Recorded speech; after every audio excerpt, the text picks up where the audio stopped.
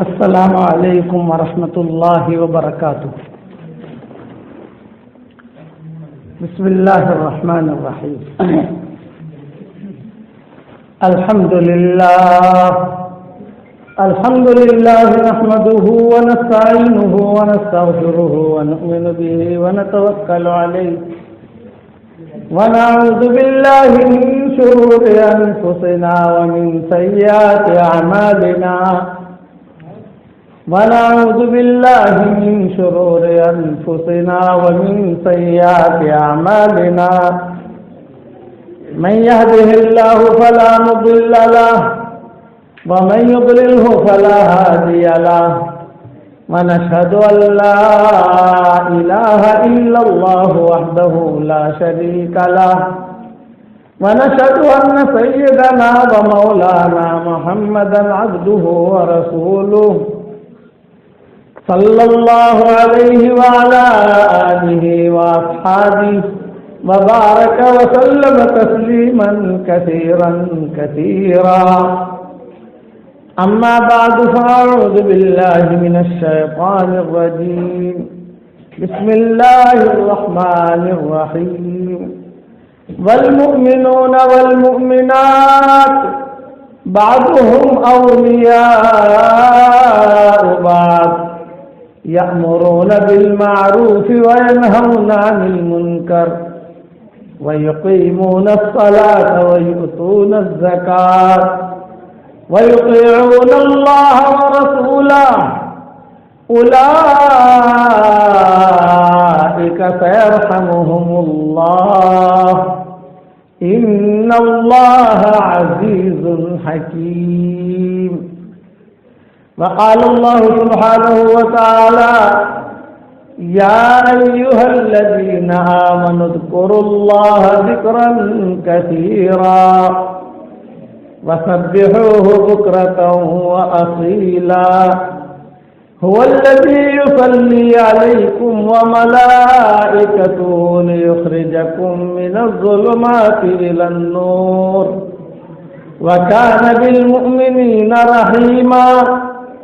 تحيتهم يوم يلقونه سلام وأعد لهم أجرا كريما.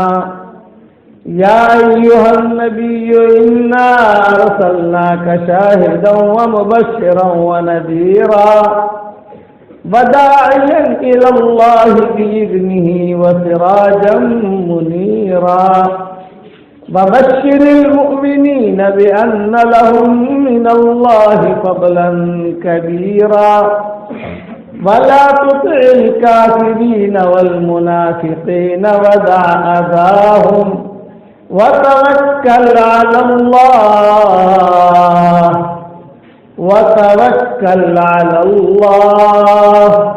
وكفى بالله وكيلا. صدق اللہ العظیم. قابل احترام بھائیوں، دوستوں، بزرگوں، مائیں، بہنیں، بیٹیاں، آدھا گھنٹہ انشاءاللہ بات کروں گا. بہت دھیان سے سنیے. آدھ گھنٹہ پون گھنٹہ. ہر مسلمان مرد اور عورت کے ذمے اللہ تعالی نے 3 ذمہ داریاں کی ہیں. چوتھی ذمہ داری نہیں ہے. 3 ذمہ داریاں آسمانوں سے ہر مسلمان مرد اور عورت پر آئی ہے. پہلی ذمہ داری یہ ہے کہ ہم اپنا دین سیکھیں. یہ سب کے لیے ضروری ہے. دوسری ذمہ داری یہ ہے کہ ہم اپنے دین پر چلیں. اور تیسری ذمہ داری یہ ہے کہ اپنا دین دنیا میں پھیلے. ہم اس کی کوشش میں لگے رہیں. آدمی کوشش کرتا رہے، مرد ہو عورت ہو، کوشش کرے کہ میرے ذریعے سے میں دین کو کتنا پانی پہنچا سکتی ہوں، کہ میں کتنا پانی پہنچا سکتا ہوں، میں کیا کر سکتا ہوں. یہ 3 ذمہ داریاں ہیں. اپنا دین سیکھنا، اپنے دین پر چلنا، اور اپنا دین دنیا میں پھیلے اس کی کوشش میں لگا رہنا. اللہ کے یہاں کوشش دیکھی جاتی ہے، نتیجہ نہیں دیکھا جاتا. نتیجے کے ہم مکلف ہیں ہی نہیں. نتیجہ تو اللہ کے ہاتھ میں ہے. کبھی نتیجہ نکلتا ہے، کبھی نتیجہ نہیں نکلتا. کبھی نتیجہ جلدی نکلتا ہے، کبھی نتیجہ دیر سے نکلتا ہے. دانا ڈالنا ہمارا کام ہے، بیج کا اگانا اور درخت کا اگانا یہ اللہ کا کام ہے. دانا ہم ڈالیں گے، یہ کوشش اس کو کہتے ہیں. قرآن شریف میں ہے وَمَنْ أَرَادَ الْآخِرَةَ وَسَعَى لَهَا سَعْيَهَا وَهُوَ مُؤْمِنٌ فَأُولَٰئِكَ كَانَ سَعْيُهُمْ مَشْكُورًا. جو آدمی آخرت کا ارادہ کرے اور ایمان کے ساتھ کرے اور پھر اس کی کوشش بھی کرے تو اللہ کہتے ہیں کہ اس کی کوشش ہمارے یہاں قابل قدر ہوگی. اب رہا دنیا تو اللہ اس کا بھی فیصلہ فرما دیتے ہیں. كُلًّا نُمِدُّ هَٰؤُلَاءِ وَهَٰؤُلَاءِ مِنْ عَطَاءِ رَبِّكَ وَمَا كَانَ عَطَاءُ رَبِّكَ مَحْظُورًا. دنیا تو ہم ماننے والوں کو بھی دیں گے، دنیا نہ ماننے والوں کو بھی دیں گے. مسلمان کو بھی دیں گے، مشرک کو بھی دیں گے.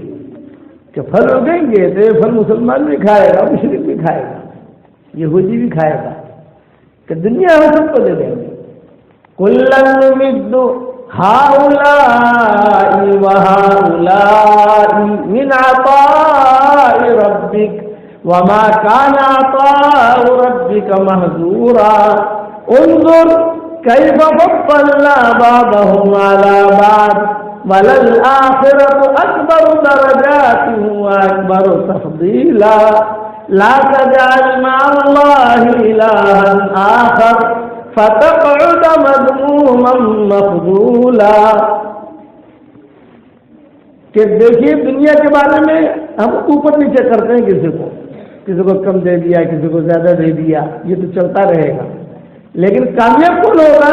جو مومن ہوگا وہ کامیاب ہوگا. یہ میں نے مختصر سے ترجمانی کر دی ہے، ترجمہ نہیں کیا، ترجمانی کی ہے، مفہوم میں نے بیان کر دیا. اس لیے میری ماں بہنوں بیٹیوں ہمیشہ یاد رکھنا کہ اللہ تعالیٰ عورتوں سے بھی دین کے بڑے بڑے کام لیتا ہے. یہ نہیں کہ خالی مرضی کام کریں گی، یہ نہیں. میں 2 دن پہلے علی گڑھ یونیورسٹی میں تھا، 2 دن پہلے، تو وہاں بہت عورتیں جمع ہوئی تھی. ماشاء اللہ بہت بڑا مجمع تھا خواتین کا، پڑھی لکھی عورتیں، پورے شہر سے کراؤڈ آیا تھا، پورے شہر سے الحمدللہ. تو میں نے ان سے کہا کہ یہ عورتیں نہ سمجھیں کہ مجھ سے کیا کام ہوگا، میں تو کمزور ہوں. ہماری شریعت میں کئی مسئلے ایسے ہیں جو عورتوں کی وجہ سے حل ہوئے، مردوں نے حل نہیں کی. حالانکہ صحابہ بھی تھے، ابو بکر عمر سے حل نہیں ہوئے، عورتوں سے اللہ نے حل کی، عورتیں ذریعہ بنی. عورتوں کی فضیلت میں ایک بات کہا کرتا ہوں کہ اللہ کو یہ عورتیں اتنی پسند کہ اللہ نے پوری سورہ نساء اتاری. عورتوں کی صورت، مردوں کی صورت نہیں ملے گی آپ کو قرآن میں. سورۃ الرجال نہیں ملے گی، سورۃ النساء یہ ان کی خاص فضیلت ہے عورتوں کہ عورتوں کی صورت مستقل اتاری اللہ تعالیٰ نے.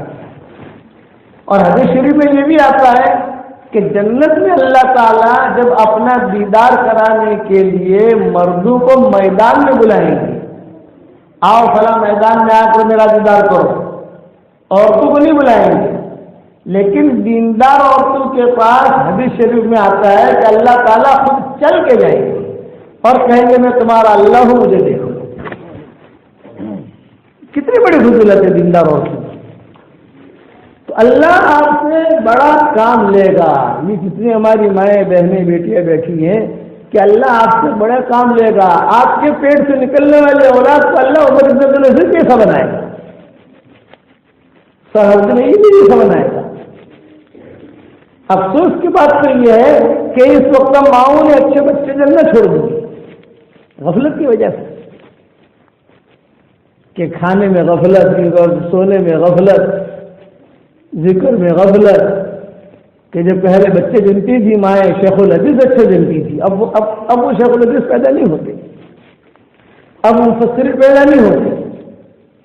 اس لیے اپنی غفلت کو دور کرو، یہ کہ اپنی غفلت کو دور کرو اور اللہ تعالیٰ سے اپنا لو لگاؤ، اپنا تعلق قائم کرو۔ تو کسی زمانے میں عورتیں بڑے بڑے عالمائیں ہوتی تھیں، بڑے بڑے عالمائیں، او ہو اس زمانے میں جو فتوے چھپتے تھے، تو جب تک وہ عورت کا جو بہت بڑی مفتیہ تھی اس کا دستخط نہ ہوتے وہ فتویٰ قابل قبول نہیں ہوتا تھا۔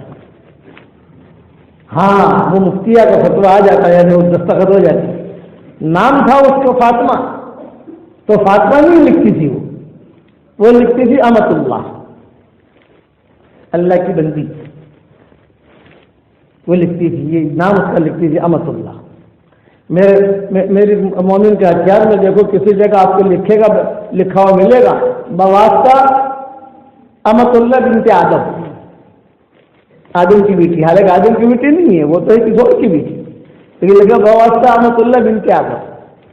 جہاں میں نے یہ مضمون لکھا ہے اپنے دجالی فتنوں سے بچنے کا، اس کے آخر میں دیکھنا دستخط ہوں گے، وہ بواسطہ امت اللہ بنت آدم۔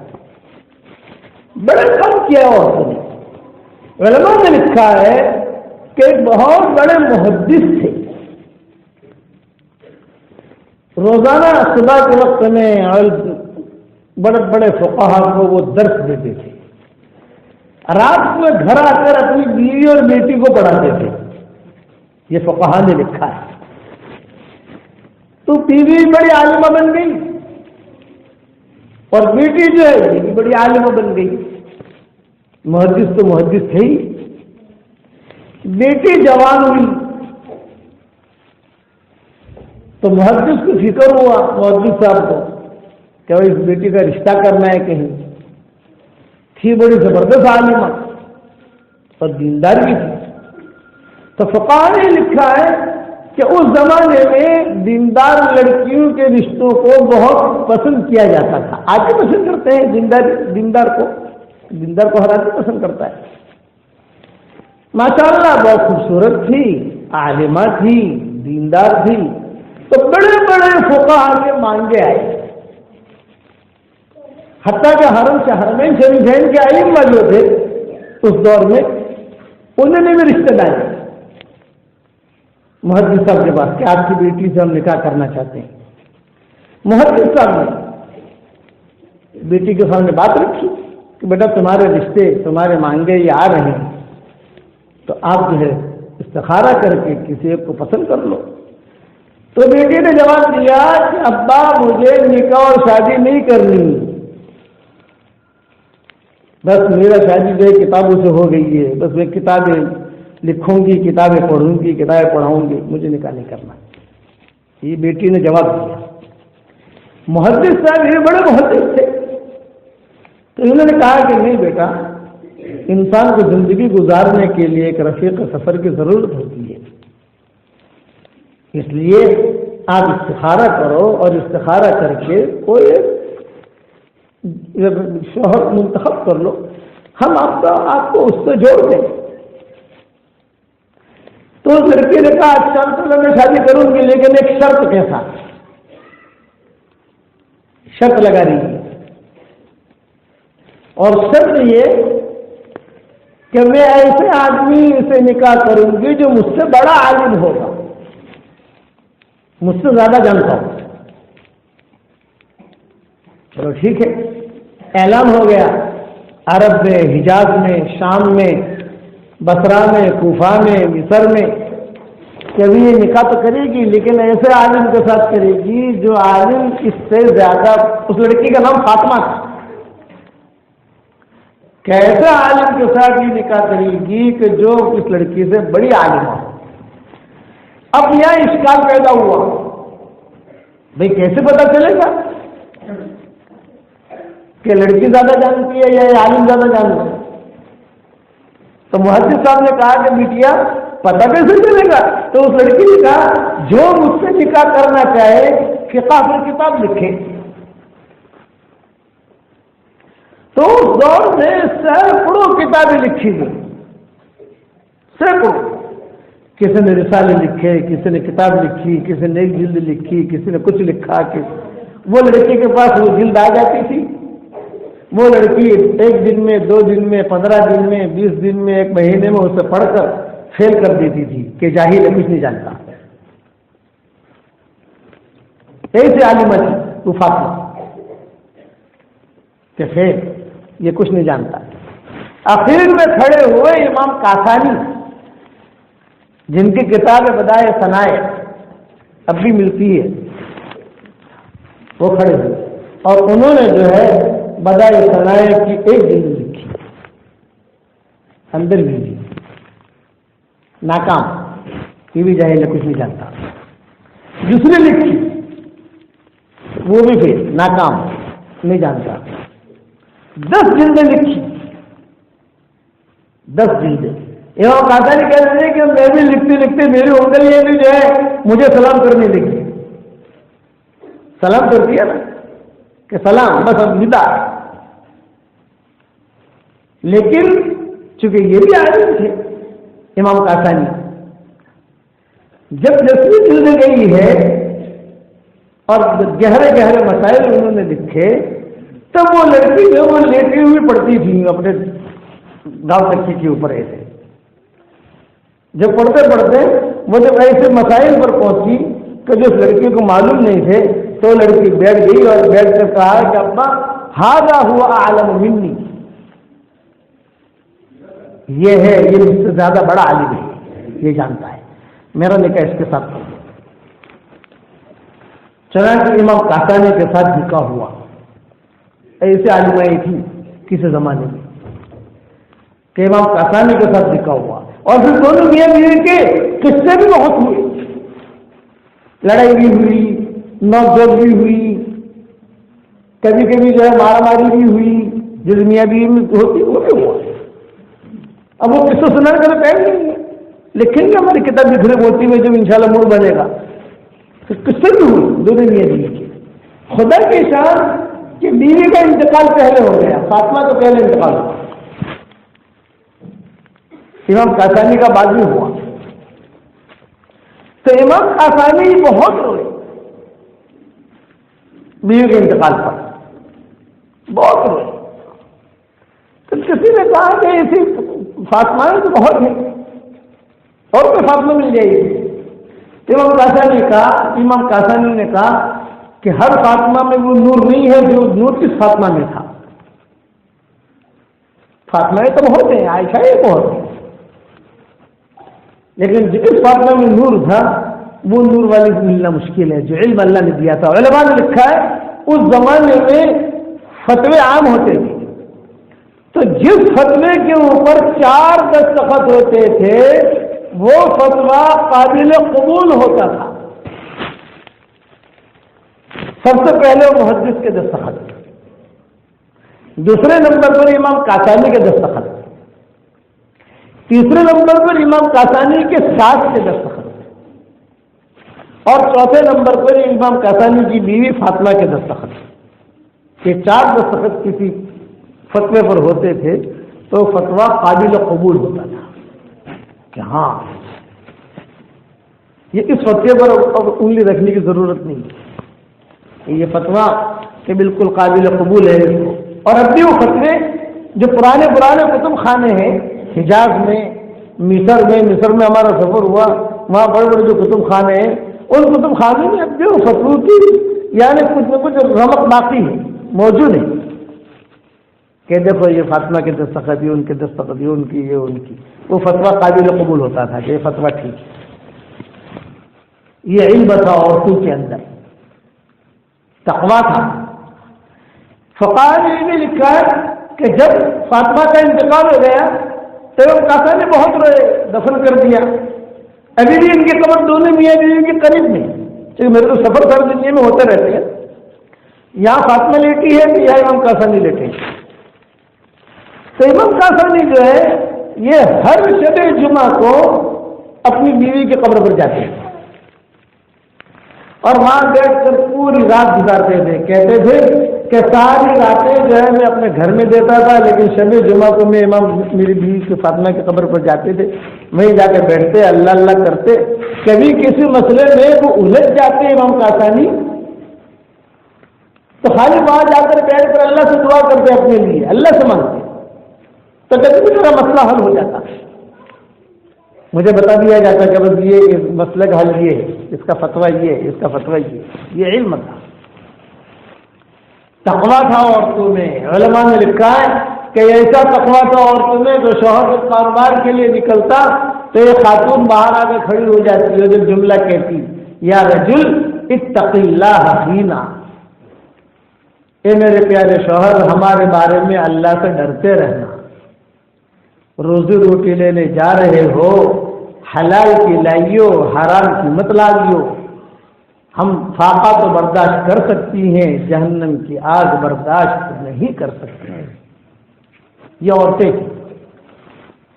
اس لیے آپ سے یہ درخواست ہے کہ اپنا تعلق اللہ تعالیٰ سے بڑھاؤ، جو علم حاصل کر رہی ہو یہ بہت اونچا علم ہے، بہت اونچا علم ہے، اور ایک جملہ یاد رکھنا، إِن يَعْلَمِ اللَّهُ فِي قُلُوبِكُمْ خَيْرًا يُؤْتِكُمْ خَيْرًا، اللہ تمہارے دلوں میں دیکھے گا، تمہارے دلوں میں خیر ہوگی تو اللہ تمہیں خیر دے دے گا، تمہارے دلوں میں خیر ہوگی اللہ تمہیں خیر دے دے گا۔ یہ مت سوچو کہ کہاں سے ملے گی خیر، یہ فکر مت کرو، ہم دے دیں گے۔ عورتوں نے بڑے کام کیے، حضرت عمر کو ہدایت ملی ان کی بہن کے ذریعے سے، اکرمہ ابن ابی جہل کو ہدایت ملی ان کی بیوی کے ذریعے سے، صفوان ابن امیہ کو ہدایت ملی ان کی بیوی کے ذریعے سے، عمر ابن عبدالعزیز کی بیوی فاطمہ یہ بہت دیندار تھی، بہت دیندار۔ عمر ابن عبدالعزیز بیوی دیندار ہوتی ہے، شوہر دیندار ہوتا ہے، تو حدیث شریف میں آتا ہے کہ دونوں کا نکاح بھی اللہ کے اندر سے کرا جائے، اور حدیث شریف میں یہ بھی آتا ہے کہ میاں دیندار بیوی دیندار، تو دونوں کا نکاح بھی اللہ کے اندر سے کرا دیں گے۔ حشر کا میدان میں اعلان ہوگا فلاں میاں بیوی کا نکاح ہو گیا، دونوں دیندار ہیں، جاؤ جنت میں۔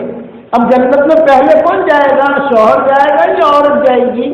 تو روایت میں یہ ہے کہ جنت میں پہلے عورت جائے گی، شوہر بعد میں جائے گا، یہ درجہ دیا کہ حوروں پر فضیلت دے دی دنیا کی دیندار عورت کو، حوروں پر، کہ دنیا کی دیندار، مسند احمد کی روایت ہے کہ دنیا کی دیندار عورت کو ان حوروں کے مقابلے میں 70,000 گنا زیادہ خوبصورتی دی جائے گی، دیندار، اور دیندار عورتیں جو ہیں ان کا مقام ہوگا، کیوں؟ لأجل صلاتہن ولأجل صیامہن ولأجل قیامہن، ان کی نمازوں کی وجہ سے، ان کے روزوں کی وجہ سے اللہ درجہ دیں گے ان کو۔ اس لیے مختصر وقت میں اتنی بات عرض کروں گا، اپنی زندگی کو ضائع مت کرو۔ یہ مدرسہ ہے، یہ آپ کی علمی اور روحانی درسگاہ ہے، پڑھنے والیوں کے لیے بھی، پڑھانے والیوں کے لیے بھی۔ اور میں نصیحت کرتا ہوں کہ غفلت میں آج عورتیں وقت، بچیاں وقت نہ گزاریں، بلکہ فارغ ہیں درود شریف پڑھیں، فارغ ہیں استغفار کریں، اپنی استادیوں کا احترام۔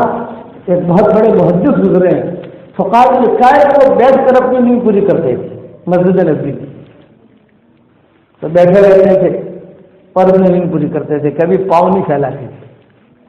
شاگرد سے کہتے تھے کہ حضرت آپ تو بیٹھے بیٹھے ٹیک لگا کر دن پوری کر لیتے ہیں، آپ کبھی ٹانگیں نہیں پھیلاتے؟ فرمایا کہ نا میں ٹانگیں نہیں پھیلاتا۔ کہ کیوں؟ کیونکہ جس طرح بھی ٹانگیں پھیلاؤں میرے استاد کا مکان ہے، استاد کے مکان کی طرف ٹانگیں نہیں پھیلاتے، اس پر اللہ نے ان کو علم دیا، یہ اس پر دیا علم، کہ علم جو ہے وہ ادب کے ساتھ ملتا ہے، وقت ضائع کر کے نہیں ملتا۔ اور پھر عورت کی آنکھوں میں اللہ تعالیٰ خاص نور رکھتا ہے، یہ مضمون بہت دھیان سے سننا۔ جیسے گھوڑے کی پیشانی میں ایک خاص چیز ہے، حدیثوں میں آتا ہے کہ گھوڑا، کہ اس کی پیشانی میں خاص چیز ہے جو قیامت تک چلے گی، اسی لیے گھوڑے کی قسم اللہ نے کھائی ہے، کسی اور جانور کی نہیں کھائی۔ اور حدیث شریف میں یہ بھی آتا ہے کہ گھوڑا جو ہے پالنا چاہیے، جیسے کسی کے پاس زمین ہے، ایک دو گھوڑے آدمی پال لے۔ کیوں کہ حدیث شریف میں آتا ہے کہ تہجد کے وقت میں گھوڑا اپنے مالک کے لیے مغفرت کی دعا کرتا ہے، کہ اپنے مالک کے لیے مغفرت کی دعا کرتا ہے تہجد کے وقت۔ والعادیات ضبحا فالموریات قدحا فالمغیرات صبحا فاثرن به نقعا، یہ گھوڑے کی قسمیں کہیں گے اللہ نے، کہ اللہ نے قرآن میں جس چیز کی قسم کھائی ہے وہ بہت اونچی چیز ہے جس کی اللہ قسم کھا رہا ہے۔ انجیر کی اللہ نے قسم کھائی، بتیس زیتون کی قسم کھائی، تو زیتون کوئی بڑی چیز ہے جس کی اللہ قسم کھا رہا ہے، انجیر کوئی بہت بڑی چیز ہے جس کی اللہ قسم کھا رہا ہے۔ اللہ نے پکوڑے کی قسم نہیں کھائی، بریانی کی قسم نہیں کھائی، یہ واحد تباہیہ کہ پکوڑے کی قسم نہیں کھائی، بھجیے کی نہیں کھائی، ان کا دال دلیے کی نہیں کھائی، تو بتی۔ میرا ایک مضمون ہے، میں نے کسی زمانے میں لکھنا شروع کیا تھا اور ابھی بھی تمنا ہے، لیکن اب مشغولیتیں بڑھ گئی، اب وہ کام میں پورا نہیں کر سکا۔ اللہ چاہے گا، اللہ ہمت دے گا تو انشاءاللہ کام پورا کروں گا انشاءاللہ، کہ اللہ نے قسمیں کیوں کھائیں گی، میں چاند کی قسم کھانے کی اللہ کو ضرورت کیوں پڑی؟ سورج کی قسم کھائی ہے اللہ نے، والشمس وضحاہا، سورج کی قسم اور اس کی روشنی کی قسم۔ سورہ شمس میں اللہ نے 9 قسمیں کھائی ہیں ایک ساتھ،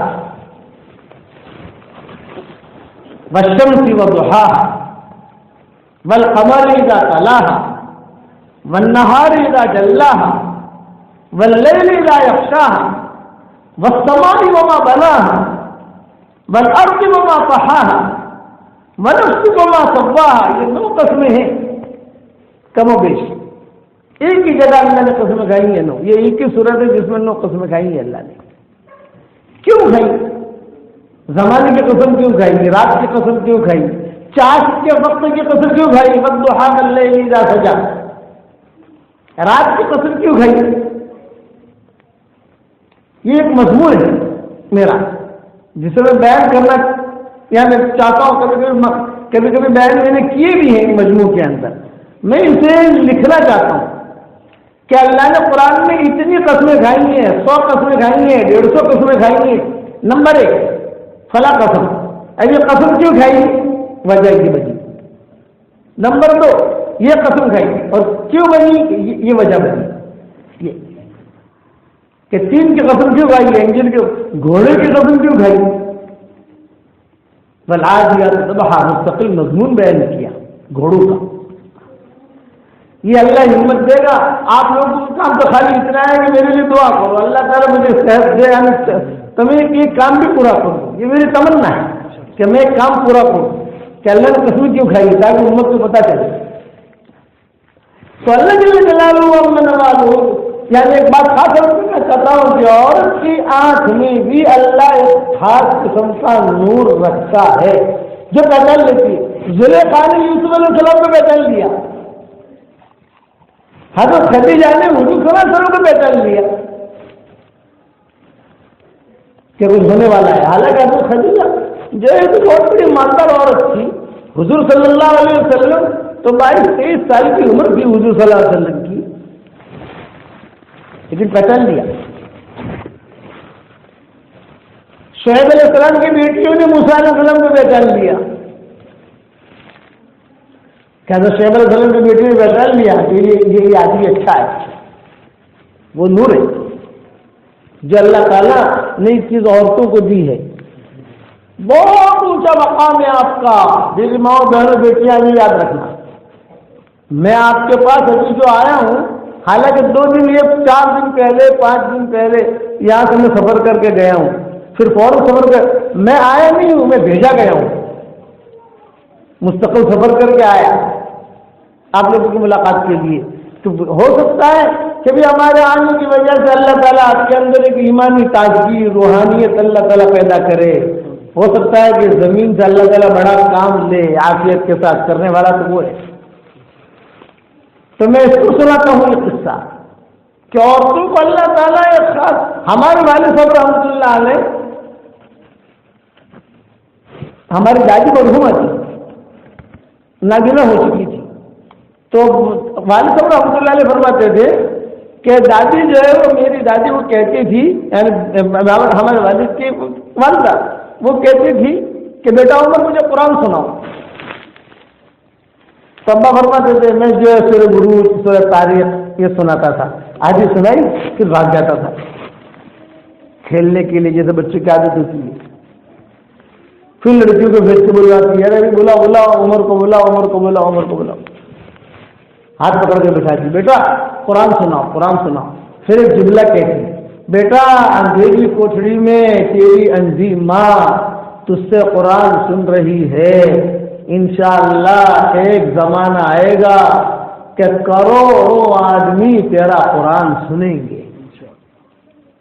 یہ دادی بچپن میں کہتی ہے. یہ عورت کا خاص نور ہے. مولانا الیاس صاحب رحمۃ اللہ علیہ کی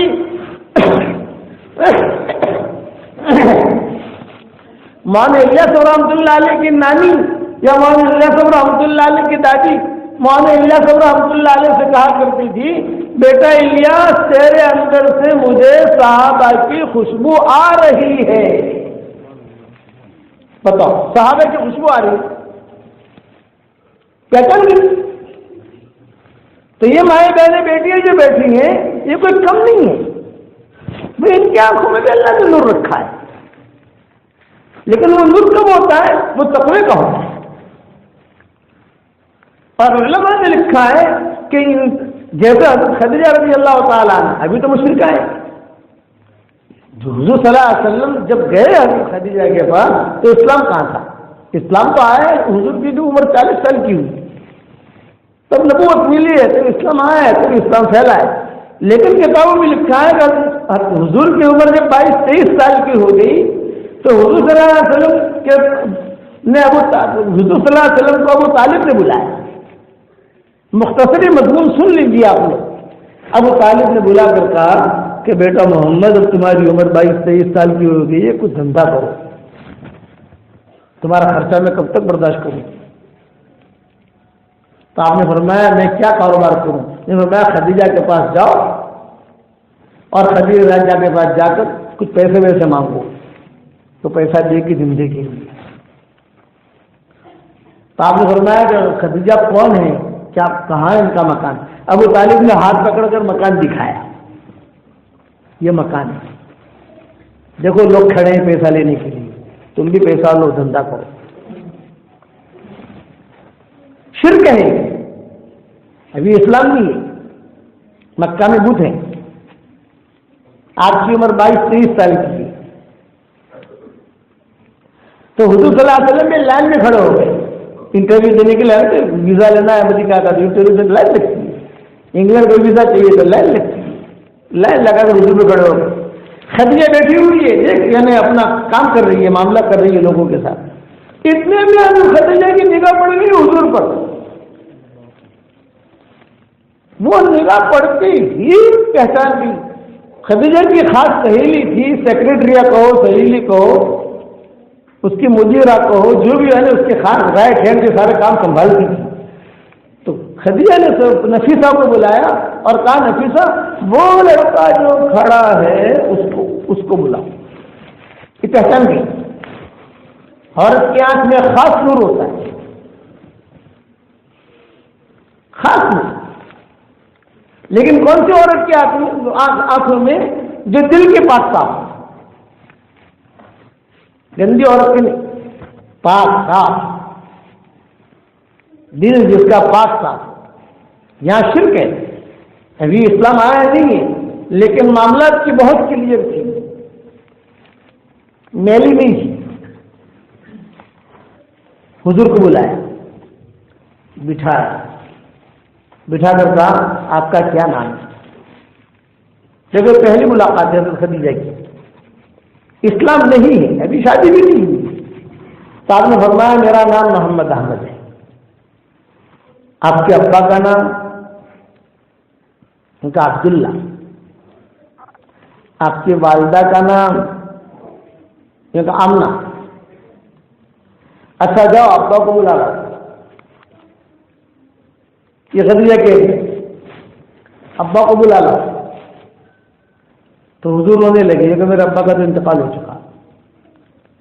اچھا امی کو بلا لاؤ۔ یہ کہ امی کا بھی انتقال ہو چکا۔ اچھا تو تم کیوں آئے ہو؟ ریزن کیا ہے آنے کا؟ یہ کہا کہ بھائی آپ سب کو پیسہ دیتی ہیں تجارت کے لیے، میں چاہتا ہوں مجھے بھی کچھ پیسہ ملے، میں بھی تجارت کروں گا۔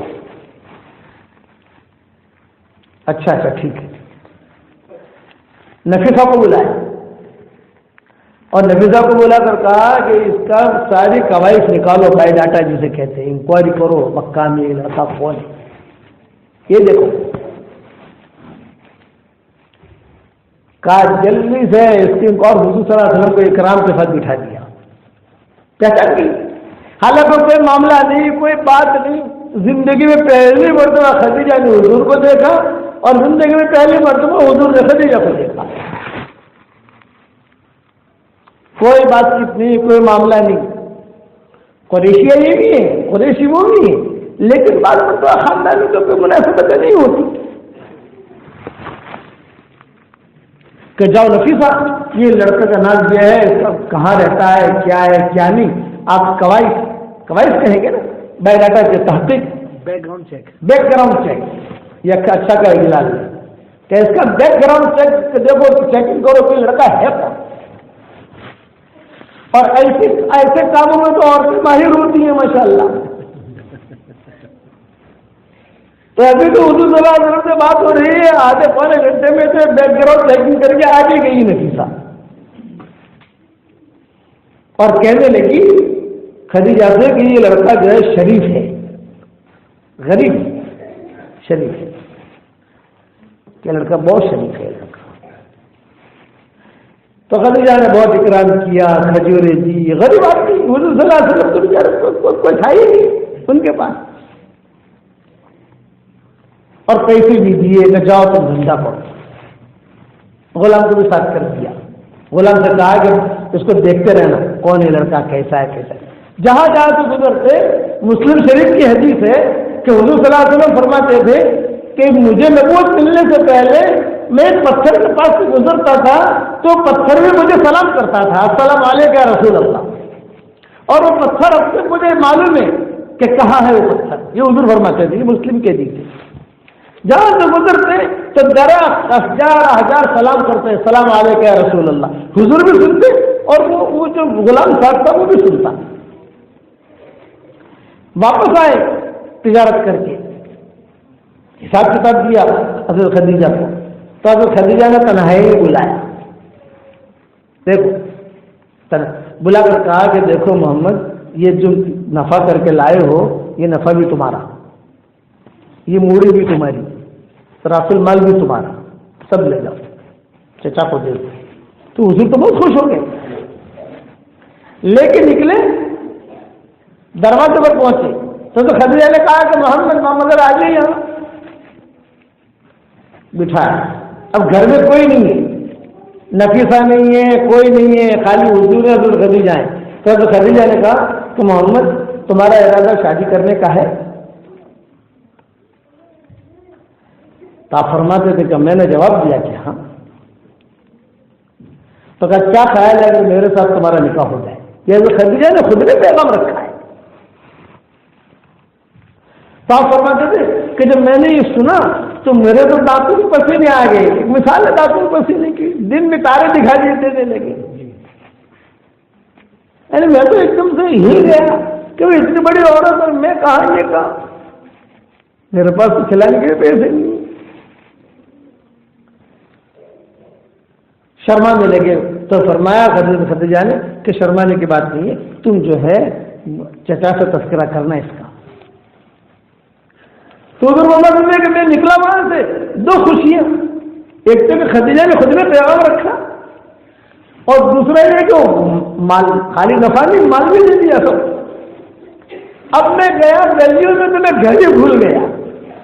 بعض مرتبہ ہوتا ہے نا آدمی دوسری گلی میں چلا جاتا ہے، ارے جی تو کہاں جا رہا ہے بھائی؟ ارے مولانا جب تو دھن میں تھا، میں یہ منزل حرم شریف کے بھی عربوں میں چھوڑتے ہیں تو وہ حرم میں لے جانے کے بجائے اوہد میں جاتے ہیں. ارے تو اوہد جا رہا ہے، جانا ہے مسجد نبی یہ پھر تمشی آخری. اور شیخ سامنے معاف کرو شیخ، میں جو ہے کوئی سوچ رہا تھا اور آپ کو اوہد کی طرف لے چلا. میں نے کہا ایسا تو حرم شریف تو یہاں ہے. تو یہ پر وہ ادھر جو ہے رستے بھول گئے، کبھی یہ گلی میں کبھی یہ گلی میں آج کئی وہ گھوم گھام کے پھر اپنے گھر پہنچے. ابو طالب کو پیسہ بھی دیا اور سب کو دیا اور کہا چچا جان خدیجہ نے نکاح کی بات رکھی ہے. ابو طالب کہنے لگے خدیجہ نے؟ ہاں. ابو طالب نے جملہ کا بیٹا خواب دیکھا ہوگا تو نے، خدیجہ تو بہت اونچی عورت ہے. کتنے پیغام آتے ہیں مکہ سے بڑے بڑے لوگوں کے. نہیں اکبر چچا جان بالکل صحیح خبر. اچھا بیٹھ بیٹھ. ابو طالب وہی سوچو بھاگے خدیجہ کے پاس. یہ خاص قسم کا نور روشنی. عورت کو ہمارے والد صاحب رحمۃ اللہ علیہ فرماتے تھے عورت بنی دنیا کا نظام بنا، عورت بگڑی دنیا کا نظام بگڑا. کہ عورت بنی دنیا کے. ہمارے یہاں بمبئی میں فلم میں کام کرنے والی لڑکیاں الحمدللہ ہمارے واٹسپ کا سبق سن کر اللہ نے زندہ بنا دیا انہیں. میں سعودی ایئر لائن میں داخل ہوا تو وہ جو مضیفات ہوتی ہے ایئر ہوسٹس کے ہیں انگلش میں، اس آپ نے مجھے گھیر لیا. لیکن ہم سب آپ کا سبق سنتی ہیں،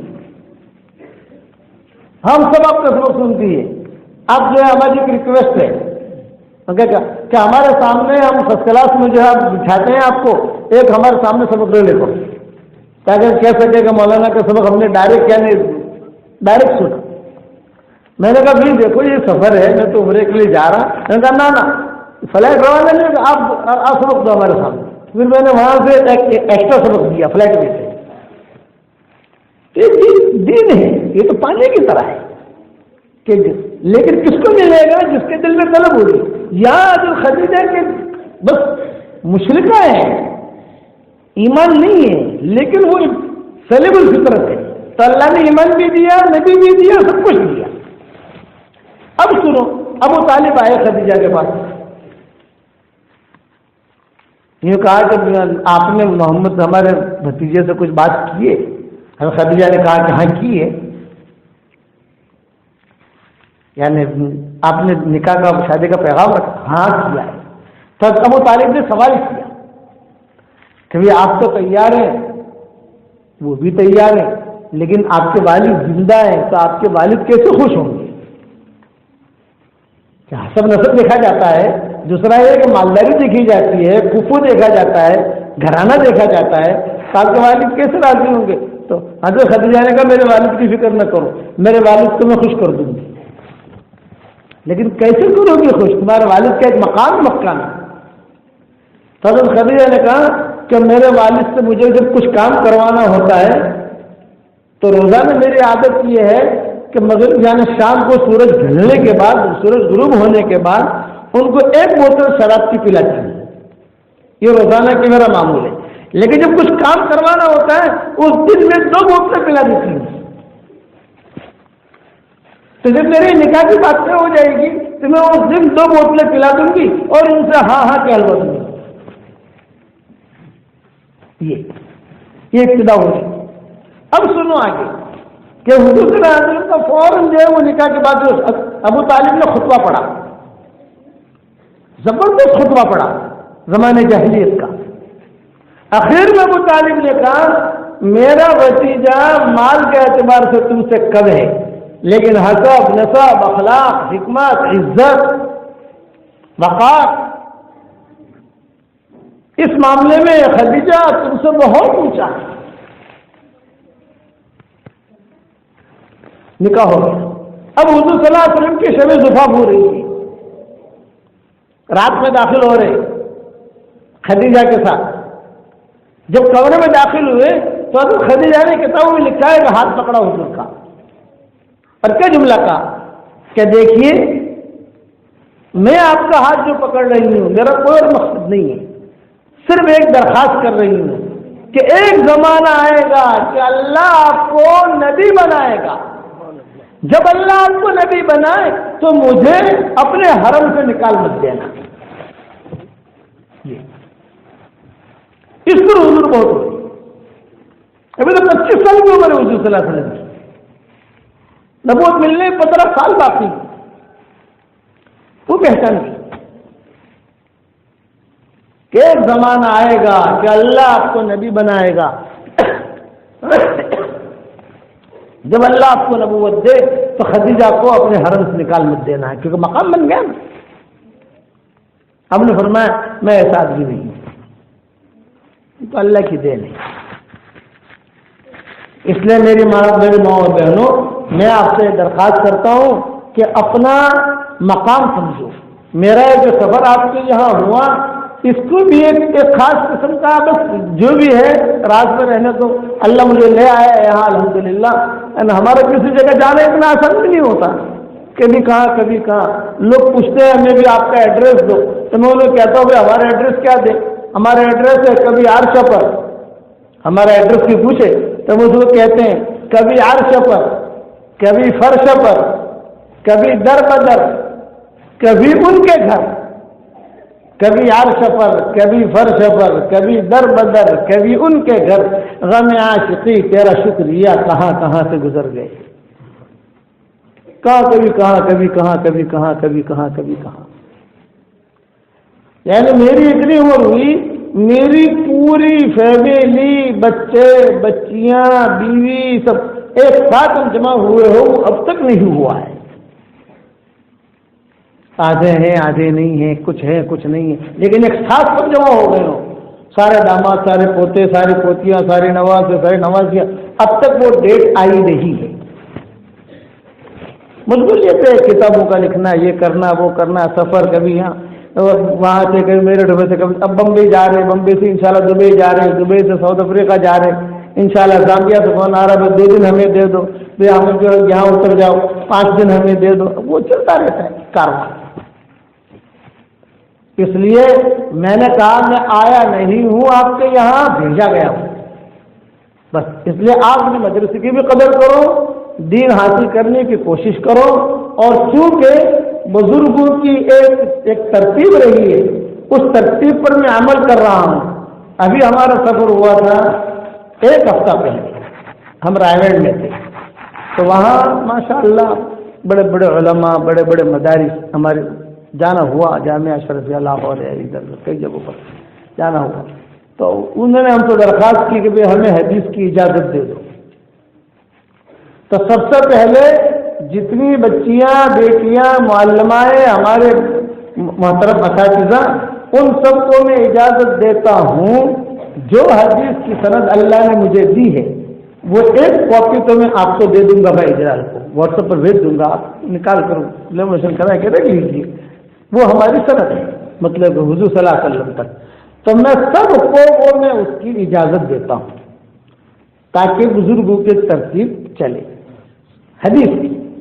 دوسرا کہ بکھرے موتی ہماری کتاب ہے، اس میں کئی وظائف ہم نے لکھے ہیں، یہ پورے بکھرے موتی کی بھی اجازت ہے تاکہ آپ جو بھی اس پر عمل کریں تاکہ اس کا کرنٹ روحانیت داخل ہو۔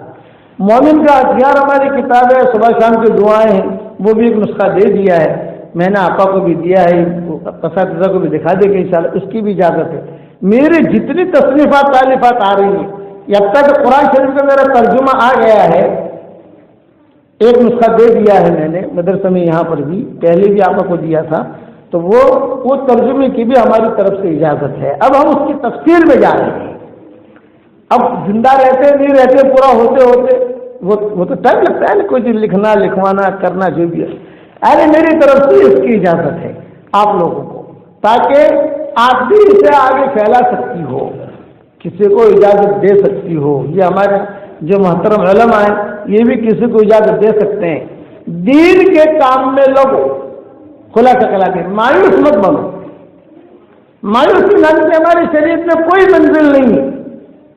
یہ مائیکل جیکسن کا نام سنا ہوگا آپ نے، مائیکل جیکسن کا، وہ مائیکل جیکسن کو اسلام کی دعوت بھی نہیں دی تھی، میری دعوت میں مسلمان ہوا ہے، وہ پورا قصہ ہے، یوٹیوب پر بیان وغیرہ دیکھنا، میں نے ساؤتھ افریقہ میں بیان کیا تھا سارے تاجروں کے ذریعہ کہ کیسے گئے تھے ہم، کیسے گئے تھے، کیسے پہنچے وہاں تک اور کیا ہوا تھا۔ 3 آدمی ہم گئے تھے، ایک آدمی کا بھی 1 سال پہلے انتقال ہو گیا، 2 آدمی ابھی زندہ ہیں، میں ہوں اور ایک دوسرا ساتھی، تو مایوس ہو جائے آدمی۔ یہ دور ہے منزل مقصود مگر ہے تو صحیح، راہ کٹ جائے گی تو آدمی سفر پیدا کر۔ علامہ اقبال کہا کرتے تھے ادھر ادھر کی بات نہ کر، ادھر ادھر کی بات نہ کر، مجھے یہ بتا کہ قافلہ کیوں لوٹا، مجھے رہزن سے گلا نہیں، تیری رہبری کا سوال ہے۔ آہ کس کی جستجو آوارہ رکھتی ہے تجھے، آہ کس کی جستجو آوارہ رکھتی ہے تجھے، راہ بھی تو، رہبر بھی تو، رہرو بھی تو، منزل بھی تو۔ زمانہ بڑے غور سے سن رہا تھا، زمانہ بڑے غور سے سن رہا تھا، ہم ہی سو گئے داستہ کہتے کہتے۔ مجھے ڈر ہے، یہ علامہ اقبال کہا کرتے تھے، مجھے ڈر ہے کہیں تیرے سجدے تجھے کافر نہ کر دے اقبال، مجھے ڈر ہے کہیں تیرے سجدے تجھے کافر نہ کر دے اقبال، جھکتا کہیں اور ہے سوچتا کہیں اور ہے، جھکتا کہیں اور ہے سوچتا کہیں اور ہے۔ ملاقات عروج پر تھی، بزی تھے، ملاقات عروج پر تھی، اذا کا جواب بھی نہ دیا اقبال، ملاقات عروج پر تھی، اذا کا جواب بھی نہ دیا اقبال، صنم جو روٹھا اب خود مؤذن بنے بیٹھے ہیں، حالات آئے خود مؤذن بن گئے۔ قدر کرو، شکر کرو، اللہ نے مسجد میں مدرسے میں بٹھایا ہے، لائٹ ہے، پنکھا ہے، کھانا ہے، استانیہ اچھی ہے، مدیرہ جو ہے وہ اچھی ہے، پڑھانے والے اچھے ہیں، کتابیں موجود ہیں۔ کسی زمانے میں کتابیں نہیں ہوتی تھی، کسی زمانے میں قلم نہیں ہوتے تھے، آدمی دور دور سے جا کر اپنے ایک ایک چیز لکھتا تھا، آج اللہ نے فراوانی دی ہے، اس لیے اس کا شکر ادا کرو۔